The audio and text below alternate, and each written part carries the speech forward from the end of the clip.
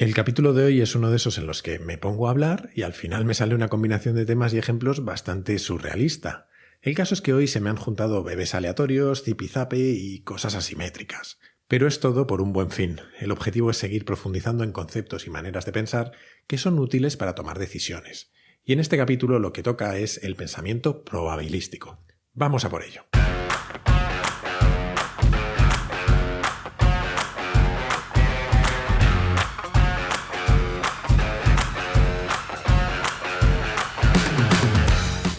Soy Jaime Rodríguez de Santiago y esto es Kaizen, el podcast para mentes inquietas en el que te acerco a personas, a ideas y a técnicas fascinantes de las que aprender cada día.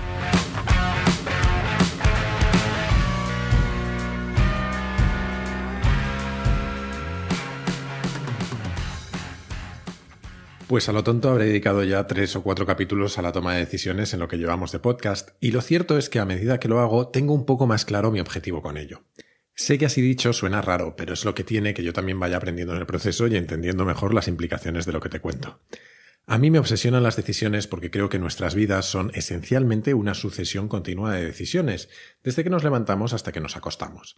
Creo también que hay pocas cosas más poderosas para sentirnos bien con nosotros mismos que asumir la responsabilidad sobre nuestras vidas y sobre lo que hacemos, es decir, sobre nuestras decisiones. De ahí mi obsesión. Y en el fondo no es que haya dedicado 3 o 4 capítulos al tema, sino que seguramente casi todo Kaizen está directa o indirectamente relacionado con ello. Decidir mejor es la consecuencia básicamente de 4 cosas. La primera es tener los suficientes conocimientos y modelos mentales para entender la realidad, siendo además conscientes de nuestras propias limitaciones y de nuestros sesgos, por ejemplo. La segunda es saber cómo priorizar y elegir dónde enfocar nuestros esfuerzos. La tercera es tener herramientas adecuadas para anticipar el impacto de las distintas alternativas. Y la cuarta es ser capaces de enfrentarnos a los resultados de las decisiones que finalmente tomemos. Vamos, lo que viene siendo vivir.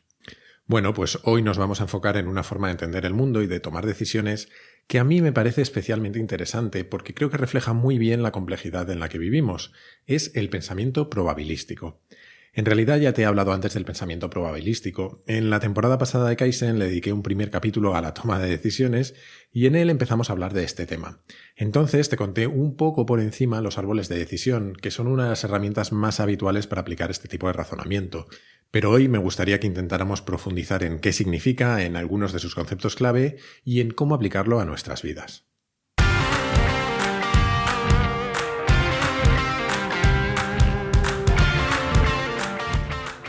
Lo cierto es que estamos acostumbrados a un mundo casi binario, un mundo en el que tomas decisiones y aciertas o te equivocas. Y solemos hablar así, de hecho. Me equivoqué de trabajo o de novia o acerté al comprar esa casa.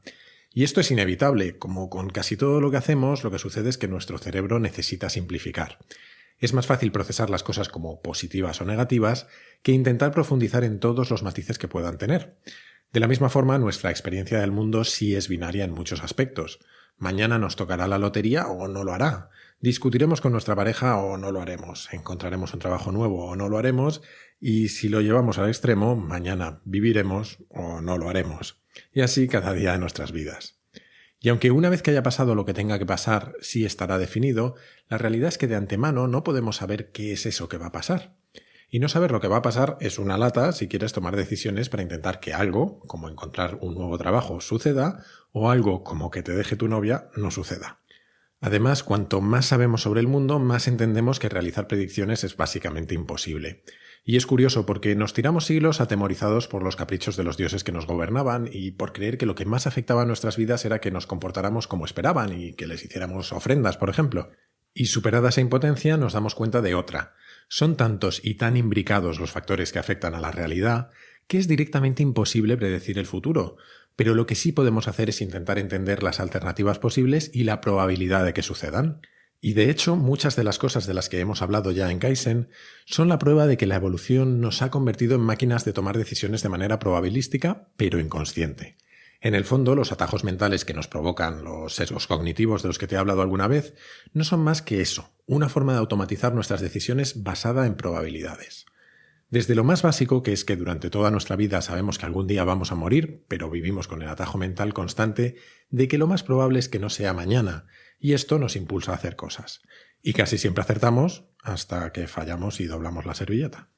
Igualmente, nuestros ancestros sabían que salir de caza aumentaba sus probabilidades de morir, pero que no tener comida lo convertía en una certeza, y por eso salían a cazar. Y cuando estaban cazando, si escuchaban un ruido en un arbusto a sus espaldas y de reojo veían algo que podía parecerse a un animal peligroso, su atajo mental les decía que corrieran como si les fuera la vida en ello, porque lo más probable es que les fuera la vida en ello.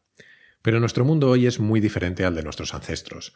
Muchos de esos atajos, heurísticos como les puedes llamar si quieres ir de guay, se diseñaron para un mundo en el que sobrevivir era lo más importante. En nuestro tiempo, en nuestro día a día actual, nuestras decisiones rara vez tienen que ver con asegurar nuestra supervivencia en milésimas de segundo, sino que lo que necesitamos es tomar buenas decisiones dentro de sistemas sociales complejos que claramente no son el entorno en el que nuestros cerebros desarrollaron esos atajos. Por eso necesitamos añadir una capa consciente de probabilidad a nuestra forma de pensar. Al final, todo se resume en que podemos tomar las decisiones que con mayor probabilidad nos van a dar un resultado favorable, y eso es más fácil de decir que de hacer, pero hay algunos conceptos básicos que nos pueden ayudar. Vamos a verlos.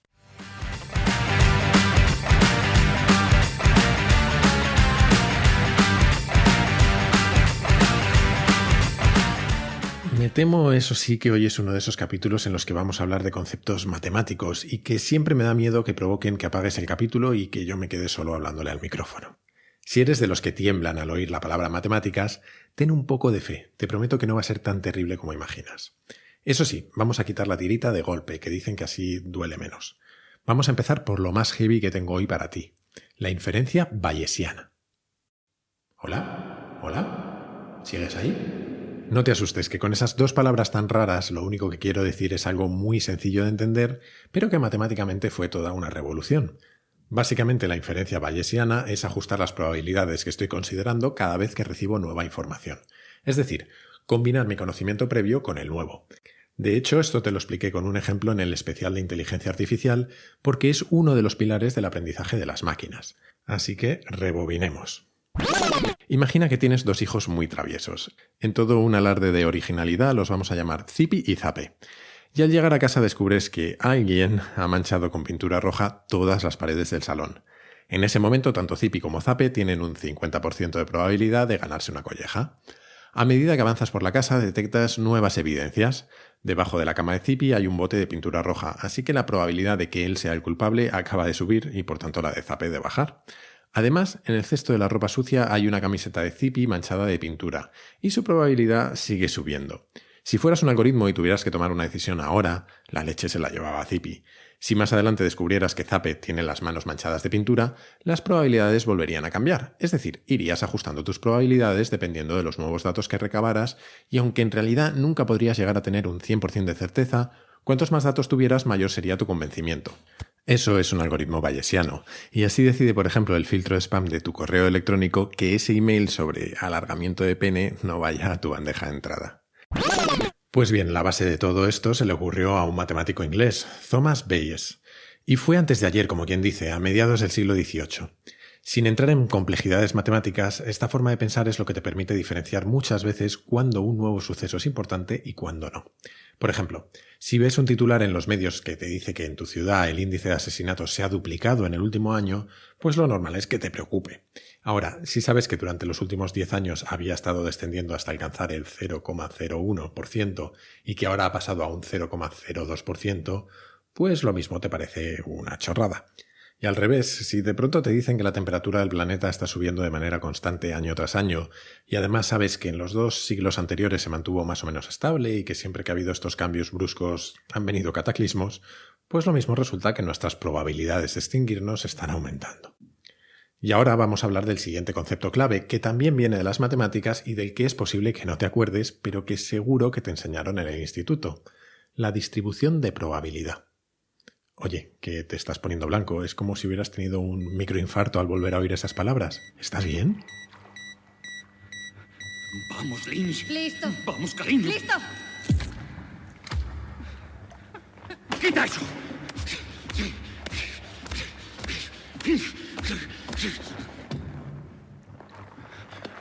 Vamos, respira, cariño.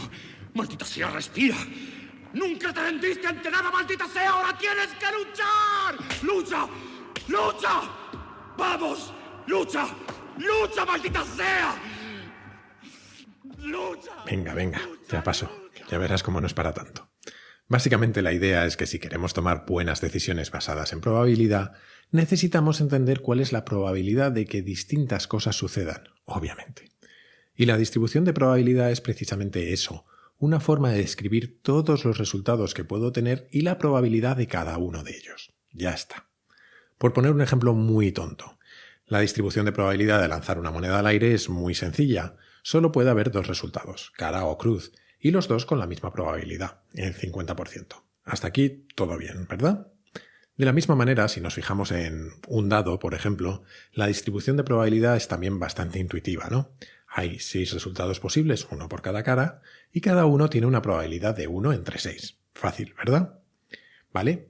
Pues dejémonos de juegos y vayamos a algo más biológico. Si una mujer está embarazada, la distribución de probabilidad de que tenga un niño o una niña es muy parecida a la de la moneda.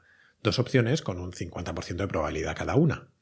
Pero, ¿y si lo que quieres es saber la distribución de probabilidad de la estatura que ese bebé tendrá de adulto?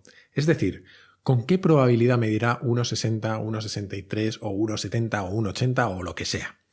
Esto es más difícil, esto no es intuitivo, ¿no? De hecho, no sé tú, pero yo no tengo ni idea de cuál sería. Aunque si te lo pregunto de otra manera, seguro que sí tienes respuesta. ¿Qué crees que es más probable, que mida 1,75 o 2,30?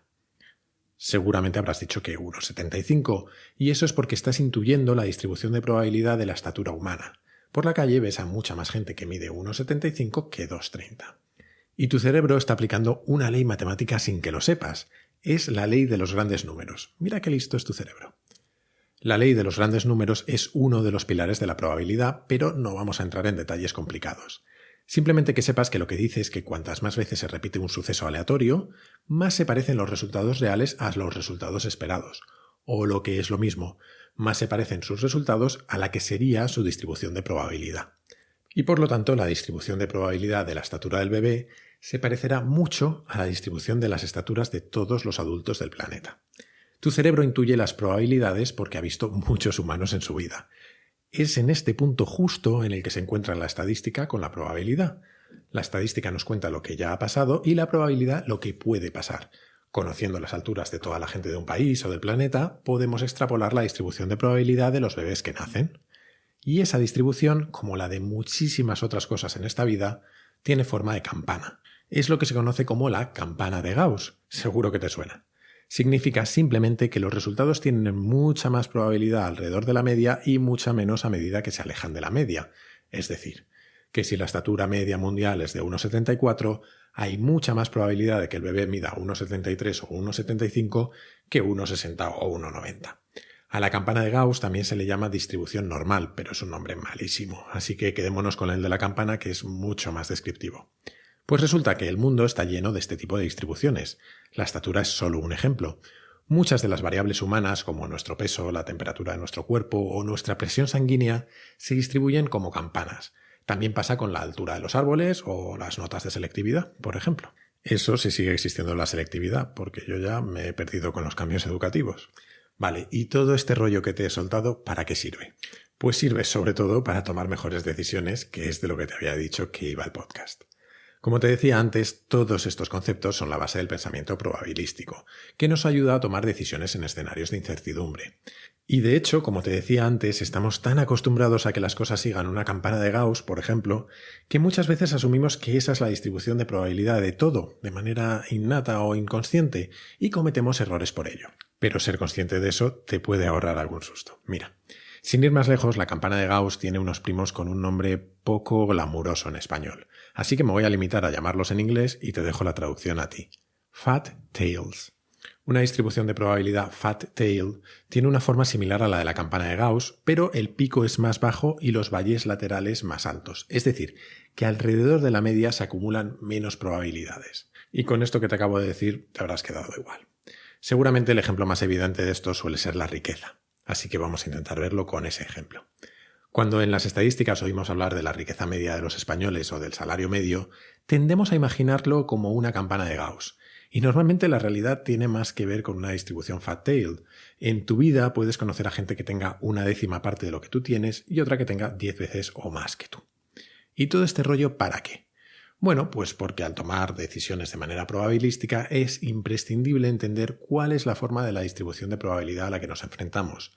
Porque si es una distribución de campana de Gauss, a lo mejor solo hay un 0,01% de probabilidad de que tu bebé sea un 30% más alto que la media. Así que te salga un Pau Gasol y encima sepa jugar al baloncesto es básicamente cuestión de suerte.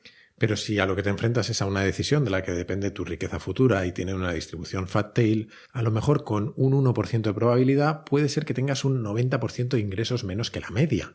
Y entonces, si te pasa, pensarás que ojalá no hubieras parado este podcast cuando el friki de Jaime empezó a hablar de matemáticas. El último concepto clave del que vamos a hablar hoy son las asimetrías, y en realidad podemos considerarlas de dos maneras. Por un lado, podemos pensar en las asimetrías que tienen que ver con nuestra propia incapacidad para estimar probabilidades. Hasta ahora te he hablado de ejemplos en los que a partir de un histórico podías entender la probabilidad de determinados sucesos. Sabiendo las alturas de todos los adultos, estimas la probabilidad de cada altura. Pero, ¿qué pasa cuando no tienes suficientes datos?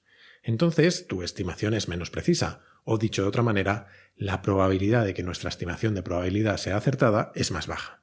¿Te ha explotado la cabeza ya? Porque a mí casi. Pero en el fondo es bastante sencillo y la lección es muy evidente. Mira. Muchas veces tomamos decisiones pensando en unas probabilidades, pero no nos paramos a pensar en cómo de acertadas son esas probabilidades. Y lo gracioso, y de esto hablaremos otro día, es que casi siempre nos equivocamos por ser demasiado optimistas. El ejemplo más tonto y más evidente es este. ¿Cuántas veces en tu vida has salido de casa a la hora justa para llegar puntual a un sitio y al final has llegado 20 minutos tarde? ¿Y cuántas veces de las que has salido a la hora justa has llegado 20 minutos antes? Seguramente muchísimas menos, porque sobreestimamos nuestra probabilidad de llegar puntuales. La otra forma de pensar en las asimetrías es una que ha hecho grandes millonarios. Es hacer apuestas de riesgo en las que el impacto negativo, si salen mal, está limitado y el positivo, si salen bien, sea muy grande. Seguramente el mejor ejemplo que conozco es el de Richard Branson. Cuando decidió empezar con su aerolínea, con Virgin, Branson lo que hizo fue convencer a Boeing para que le alquilara durante un año 2 aviones. Y si la empresa no funcionaba, pues se los devolvería pasado un año. Es decir, que limitó el impacto negativo. Y esto se relaciona básicamente con ese concepto de opcionalidad del que nos habló Joan Tubau en la entrevista que le hice en el capítulo pasado. Y todo esto que te he contado hoy, ¿para qué sirve? Pues obviamente no vas a estar todo el día calculando las probabilidades de cada decisión que tomes, pero para mí interiorizar estos conceptos es muy útil a la hora de tomar decisiones complejas e importantes en mi vida o en mi trabajo.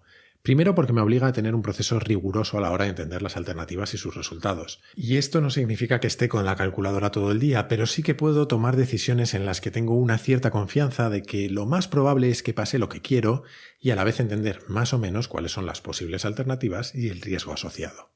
Y eso es también importante para mí, porque si sigo ese proceso y al final las cosas no salen bien, porque ha pasado algo poco probable, tengo la tranquilidad de saber que era una posibilidad que tenía contemplada y que descarté precisamente por improbable. Y si sucedió, pues al menos sé que con el mismo método en futuras ocasiones las cosas deberían salir mejor. Así no tomas decisiones y esperas a que la suerte te ayude, sino que tomas decisiones para ayudar a que la suerte esté de tu lado.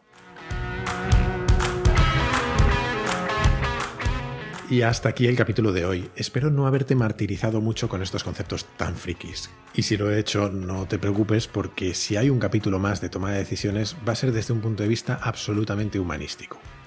Mientras tanto, como siempre, te recuerdo que puedes suscribirte a Kaizen en iTunes, Spotify, iVoox y en casi cualquier plataforma de podcast. Y que ya si se lo recomiendas a tus amigos o en redes sociales me harás muy feliz porque me permitirás llegar a más gente. Recuerda también que tienes todos los capítulos en mi web, jaimerodriguezdesantiago.com, y a través de esa misma web puedes hacerme llegar tus comentarios o sugerencias. Bueno, y por supuesto también en mi Twitter, @jaime_rdes. Y esto es todo por hoy. Muchísimas gracias por estar ahí y hasta la próxima.